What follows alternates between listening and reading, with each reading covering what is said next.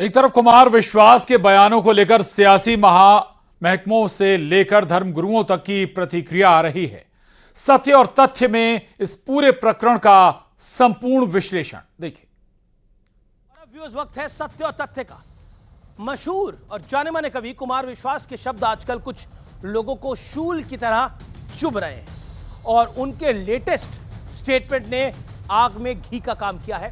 सबसे पहले कुमार विश्वास की जुबानी सुनिए, उन्होंने आखिरकार क्या कहा और पब्लिक ने क्या सुना। इतने नाम पड़े यार, कुछ भी रख लेते तुम। रिजवान रख लेते, उस्मान रख लेते, यूनुस रख लेते, हुजूर के नाम पर कोई नाम रख लेते। तुम्हें एक ही नाम मिला। जिस बदतमीज आदमी ने, जिस लंगड़े आदमी ने हिंदुस्तान में आकर यहां की मां बहनों के साथ बलात्कार किया, वो लफंगा ही मिला तुम्हें इस प्यारे से बच्चे का नाम रखने के लिए। कुमार विश्वास क्रूर आक्रमणकारी तैमूर लंग की बात कर रहे हैं और मुझे यह बताने की बिल्कुल जरूरत नहीं है कि फिल्म इंडस्ट्री में किसने अपने बच्चे का नाम तैमूर रखा है, लेकिन इस नाम पर इतना विवाद क्यों है? आखिर ये तैमूर कौन था? ये तैमूर लंग किस प्राणी का नाम है?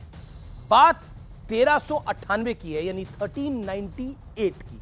समरकंद का शासक तैमूर लंग मध्य एशिया से होते हुए ईरान और इराक तक लूटमार कर चुका था। वापस लौटते समय जब वो अफगानिस्तान पहुंचा, तभी काबुल में एक गुप्तचर ने उससे मिलने जो पहुंचा, उस इन्फॉर्मर ने दिल्ली के हालात के बारे में बताया। 1388 में फिरोज शाह तुगलक की मौत के बाद दिल्ली की गद्दी को लेकर एक जोरदार खींचतान चल रही थी। तैमूर के खबरी ने कहा कि दिल्ली इस वक्त बेहद कमजोर है और यही मौका है कि सोने की चिड़िया कहे जाने वाले भारत पर हमला कर दिया जाए। तैमूर लंग दिल्ली पहुंचा और अपनी खूंखार फौज के साथ बादशाह नसरुद्दीन महमूद शाह की फौज पर वो टूट पड़ा। तैमूर लंग की सेना को जीत हासिल करने में ज्यादा वक्त नहीं लगा, लेकिन इसके बाद जो हुआ, उसने तैमूर लंग को भारत के इतिहास में सबसे बड़े खलनायकों की कैटेगरी में खड़ा कर दिया।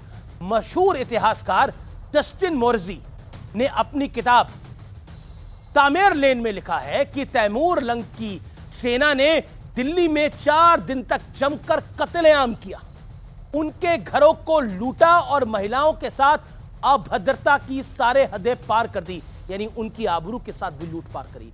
इतिहासकार डस्टिन ने यह भी लिखा है कि तैमूर के सैनिकों ने दिल्ली में लूटपाट करने और लोगों को मारने की खुली छूट दी थी। बड़ी संख्या में लोगों ने बचने के लिए एक मस्जिद में शरण ली। उन्हें लगा कि तैमूर के सैनिक यहां नहीं आएंगे, लेकिन सैनिकों ने वहां छिपे एक एक व्यक्ति को मार गिराया। मोरजी के मुताबिक सैनिकों ने काटे हुए सिरों का ऊंचा ढेर लगा दिया था। बड़ी संख्या में पुरुषों ने अपनी पत्नियों और बच्चों को घरों में बंद कर दिया था, इसलिए आग लगा दी थी वहां पर, ताकि तैमूर के सैनिक उन्हें हाथ ना लगा सके। ये दुखद है। कहा जाता है कि तैमूर लंग दिल्ली में केवल 15 दिन रहा, लेकिन इस 15 दिनों में उसने दिल्ली का जो हाल किया, उससे यह शहर 100 साल बाद उभर पाया।